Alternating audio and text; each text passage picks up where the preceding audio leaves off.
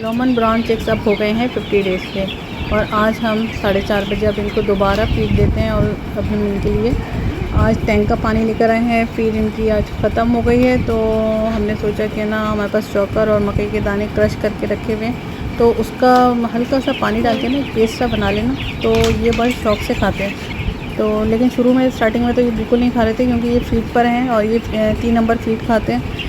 तो लेकिन ये कि आज फीड ख़त्म हो गई थी, तो मैंने सोचा कि इनको दे दूँ, क्योंकि मैं थोड़ा थोड़ा इनको देने लगी हूँ हल्का सा, तो अब इनको ये यूज़ टू हो गए हैं इसका ना।